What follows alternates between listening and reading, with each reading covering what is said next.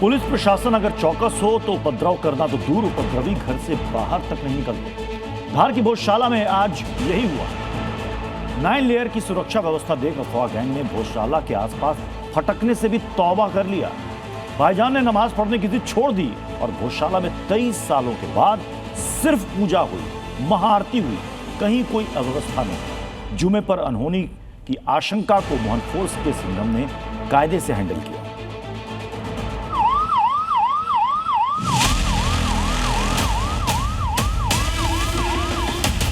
जिसकी हिम्मत है, जिसको लगता है वो ऐसा कर सकता है, वो प्रयास कर ले।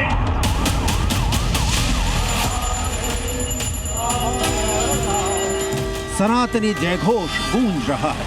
कोने कोने में दिव्य दीपक प्रज्वलित किए गए हैं। महाआरती हो रही है।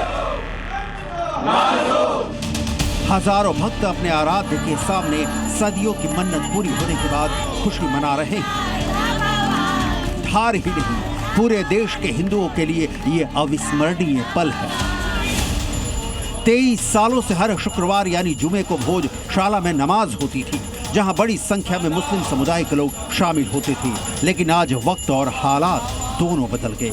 आज नमाज नहीं बल्कि सनातनी जयकारे गूंज रहे थे। ये दिन आया हाई कोर्ट के फैसले के बाद, जिसमें भोजशाला को मंदिर घोषित किया गया था।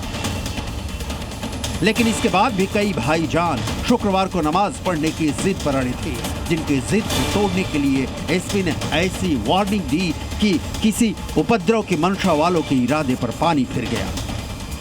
जो है वो कानून का पालन होगा, विधि का शासन होगा। जिसकी हिम्मत है, जिसको लगता है वो ऐसा कर सकता है, वो कल प्रयास कर ले। हम उसके लिए पूरी तरीके से तैयार हैं और कल वो मान के चले, उसके ऊपर जो उसने अब तक नहीं सोचा होगा वो कार्रवाई होगी। मुस्लिम समाज ने आदेश को मानते हुए नमाज की जिद छोड़ दी। आज भोजशाला अपने भाग्य पर इछला रहा है। वाग देवी के मंदिर को सजाया गया, हनुमान चालीसा का पाठ हुआ, अखंड पूजा शुरू की गई, महाआरती हुई। जयकारों और शंख घंटों की ध्वनि से पूरा परिसर गूंज उठा।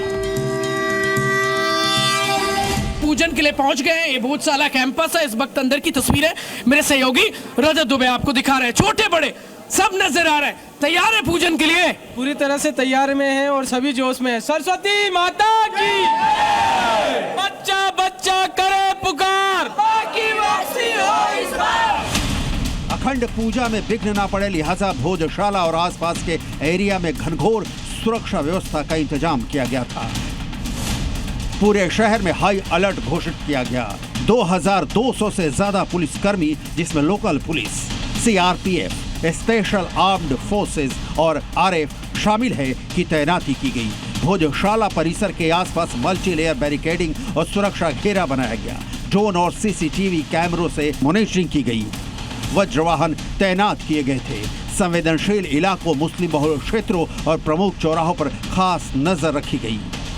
आईपीएस अधिकारी सचिन शर्मा इस वक्त सड़कों पर नजर आ रहे हैं। वो अश्व पर सवार होकर ये मैसेज दे रहे हैं कि कानून के साथ खिलवाड़ कतई बर्दाश्त नहीं किया जाएगा। आगे कमांडो जा रहे हैं, हाई रेंज वेपन्स उनके हाथ में है और सुरक्षा व्यवस्था पुख्ता है, क्योंकि 2003 के बाद ये पहला जुमा होगा जब भोजशाला में नमाज अदा नहीं।